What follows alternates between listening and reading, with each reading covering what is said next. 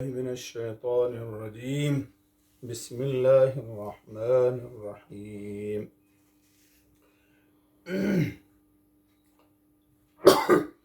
وأنا منا المسلمون ومنا القاسطون فمن أسلم فأولئك تحروا رشدا وأما القاسطون فكانوا لجهنم حطبا وأن لو استقاموا على الطريقة لأسقيناهم ماء غدقا لنفتنهم فيه ومن يعرض عن ذكر ربه يسلكه عذابا صعدا صدق اللہ العظیم۔ محترم سامعین، آج آپ کے سامنے آیت نمبر 17 سے آیت نمبر 14 سے آیت نمبر 17 تک پڑھی گئی۔ کل آپ کے سامنے آیت نمبر 14 اور 15 کی تشریح ہو گئی تھی، صرف ایک بات اس میں رہ گئی تھی۔ بات یہ رہ گئی تھی کہ جنوں کا عذاب اور ثواب۔ اس سلسلے میں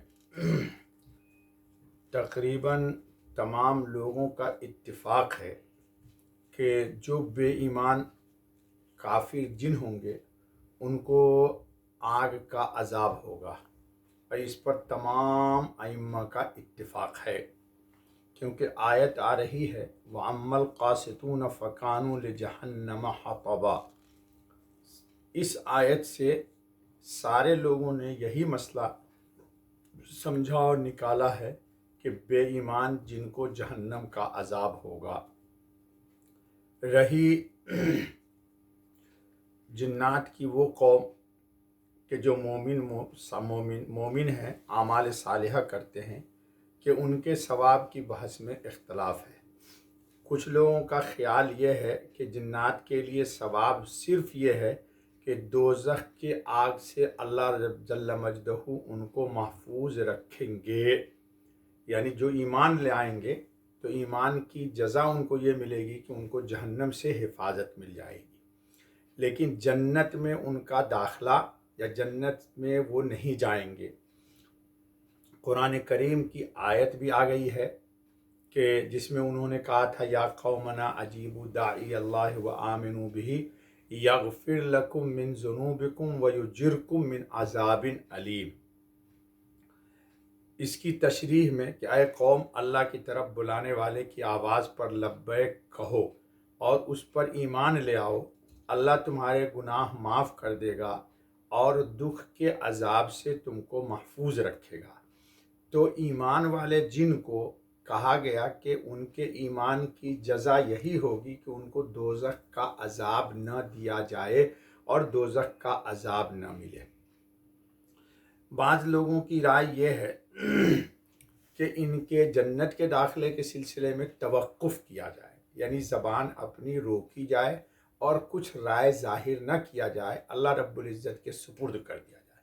بعض لوگوں کی رائے یہ ہے قرآن کی جو آیت آئی کہ وَأَمَّا الْقَاسِطُونَ فَكَانُوا لِجَهَنَّمَ حَطَبًا میں، کہ جو ایمان نہیں لائیں گے، بے انصاف ان کو جہنم تو ملے گا، جنت کا کہیں کوئی تذکرہ نہیں ہوا۔ لیکن بعض لوگوں کی رائے یہ ہے کہ جو مومنین جنات ہیں ان کو دوزخ کے آگ سے بھی بچایا جائے گا، اور جنت میں ان کا داخلہ تو نہیں ہوگا لیکن جنت کا بار بنا دیا جائے گا، یعنی جنت کے چاروں طرف جو پگڈنڈی یا کھیتوں کے درمیان ہوتی ہے تاکہ باہر کی چیزیں داخل نہ ہو جائے، وہ بنا دیا جائے گا، اور بس ان کی گویا کہ نیکی کی جزا یہی ہے۔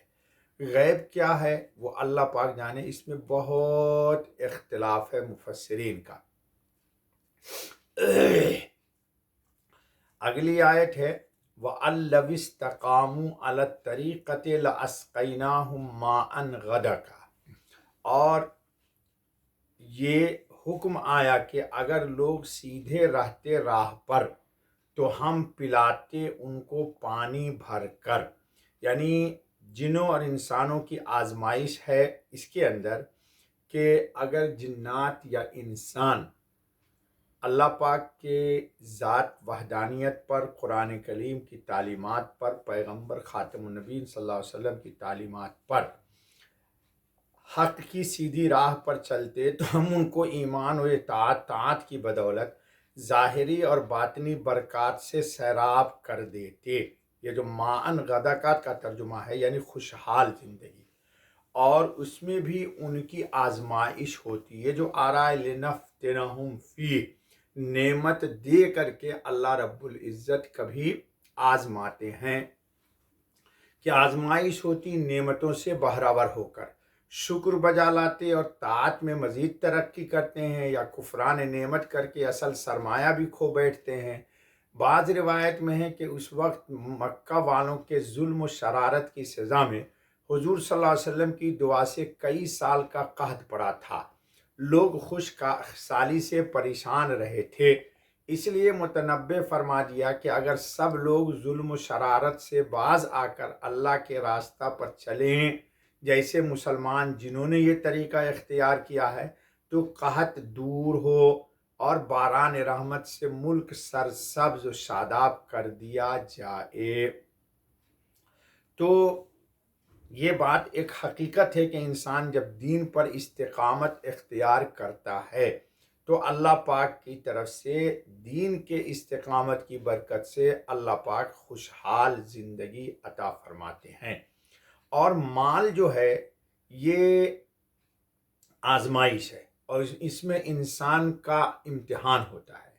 امتحان کیا ہوتا ہے کہ نعمت نہیں تھی تو انسان اللہ سے نعمتیں اور خوشحالیاں مانگتا ہے، اور جب نعمت کی فراوانی ہوتی ہے تو پھر یہ کہتا ہے میرے پاس عبادت کا ٹائم نہیں ملا، وقت نہیں ملا، فلاں نہیں ہوا۔ تو یہ اللہ پاک کی طرف سے ایک بڑی آزمائش ہے۔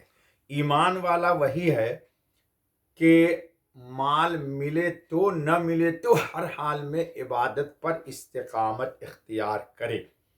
پھر اللہ پاک نے کہہ دیا کہ وَمَن يُعْرِضْ عَنْ ذِكْرِ رَبِّهِ يَسْلُكْهُ عَذَابًا صَعَدًا، اور جو کوئی منہ موڑے اپنے رب کی یاد سے وہ ڈال دے گا اس کو چڑھتے عذاب میں۔ یعنی اللہ کی یاد سے منہ موڑ کر آدمی کو چین نصیب نہیں ہو سکتا۔ اللہ ہم سب کو اپنے یاد کی چین نصیب عطا فرما دے۔ تو ایسے راستے پر چل رہا ہے جہاں پریشانی اور عذاب ہی چڑھتا چلا آتا ہے۔ مین چیز ہے تقوی۔ تقوی کے بغیر انسان کو پریشانی ہی پریشانی رہتی ہے۔ حضرت ابن عباس رضی اللہ عنہ نے فرمایا مال تھوڑا ہو یا بہت، اگر تقوی نہ ہو تو ایسے مال میں کوئی بھلائی نہیں۔ یہی زندگی کی تنگی ہے۔ جو لوگ حق سے روگردانی کرتے ہیں، خواہ وہ کتنے ہی مالدار اور کیسے ہی فراخ دست ہوں، لیکن ان کی زندگی تنگ ہی ہوتی ہے۔ کیوں؟ کہ ان کو خیال ہوتا ہے کہ موجودہ مال صرف ہو گیا تو اس کی جگہ دوسرا مال ان کو نہیں ملے گا۔ اللہ کے متعلق بدگمانی کا نتیجہ یہ ہوتا ہے کہ ان کی زندگیاں تنگ اور تلخ ہی گزرتی ہے۔ اللہ تعالیٰ اس سے ہماری مکمل حفاظت فرمائے۔ کتنا ہو گیا؟